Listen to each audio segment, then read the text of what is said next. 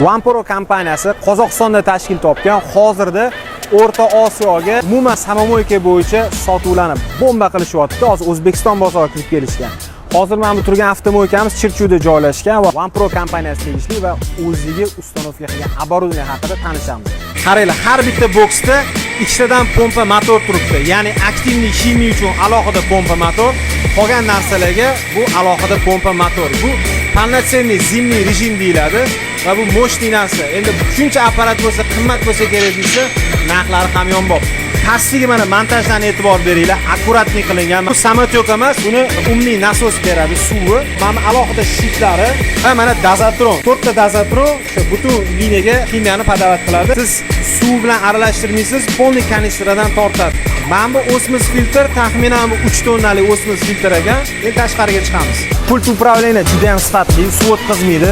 Ichida abagrevlari bor va polniy sistema onlayn monitoringi bor. Telefonlari germanskiy, qolasi italyanskiy qilib berishadi. Mana bu shlankani qaranglar, yengilligini. Juda ham udobniy narsa. Videoni iloji boricha qisqaroq qilishga majbur bo'ldik. Keyingi videolarimizda yanada to'liq ma'lumot berib boramiz. Salomat bo'linglar.